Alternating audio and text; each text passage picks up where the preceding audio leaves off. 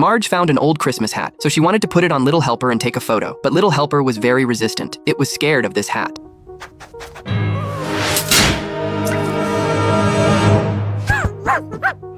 He's afraid of it. That day, the family went shopping for Christmas gifts. Homer even bought a scarf especially for the snowman. After getting home, Homer wanted Marge to guess what gift he had bought for her. Ow! It ain't my shorts!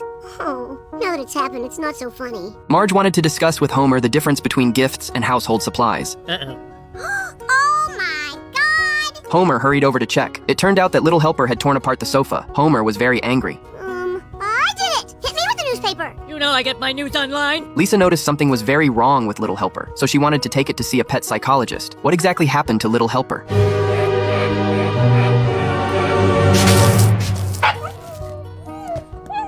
The next day, the family went to Professor Wolf's lecture. While Professor Wolf was giving her speech on stage, Homer was watching a UFC match. How do I get my dog to listen? Choke him till he taps out. Good God. After the seminar ended, the family specifically sought out Professor Wolf. Lisa hoped she could help examine what was wrong with Little Helper. Professor Wolf only took one look at Little Helper and knew this was a dog with a story. After she calmed it down, Little Helper did feel much better. Could you teach us to do what you do? To see the world through his eyes? Professor Wolf explained that dogs don't rely on vision. They see the world through their noses, and their noses are more powerful than our eyes. For example, people can only see this lamppost, but Little Helper can sniff out every person who has ever passed by this streetlight. Little Helper really liked this Professor Wolf, but Professor Wolf had no extra dog bed at home, so she declined the family's request. Stay. Good stay.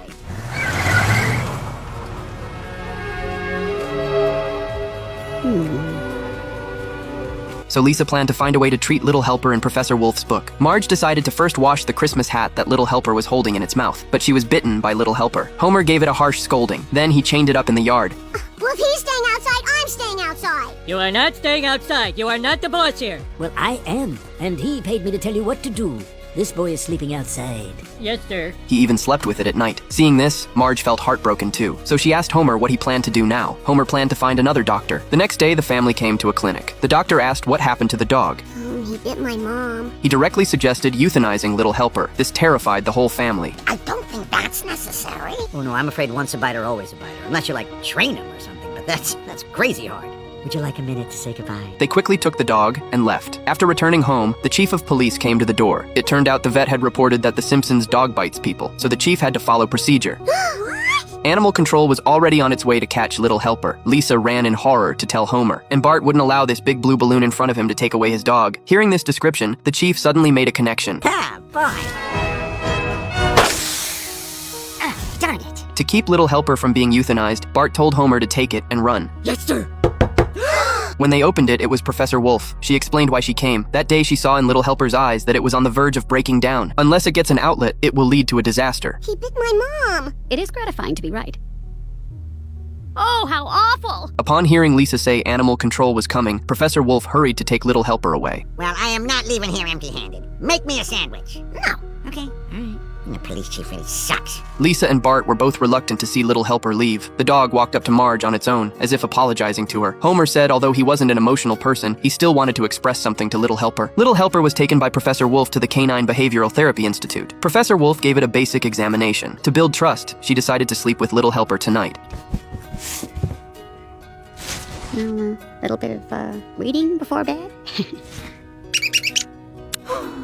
In the middle of the night, she noticed that Little Helper was having nightmares. Perhaps this was the reason for Little Helper's illness. In the dream, it went back to when it was little. It helped its siblings nurse. Its mother was especially affectionate with it. Then a big hand grabbed it. Oh, you poor thing. Have some Ambien. It'll help you sleep. The professor wanted to know what could trigger Little Helper's emotions. She took out the apron Marge had used.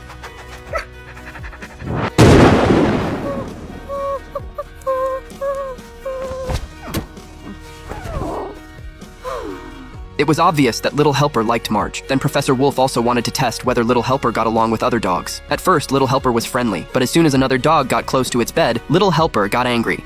Okay, interesting. So Professor Wolf examined the dog bed. Seeing that Little Helper got agitated over the Christmas hat, Professor Wolf realized this was the key to unlocking Little Helper's heart. Professor Wolf brought Little Helper back home. You're back! Oh. Where did this come from?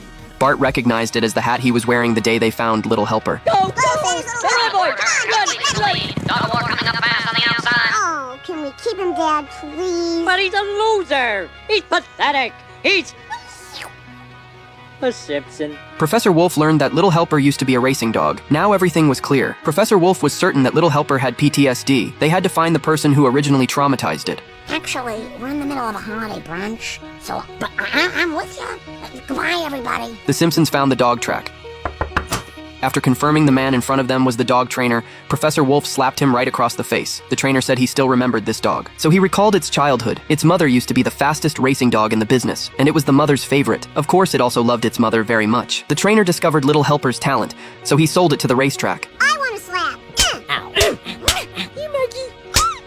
At that moment, Little Helper kept pawing at the door. Lisa opened the door. Little Helper rushed out. Son of a gun. Where's he going? To his mother. Oh, I love happy endings.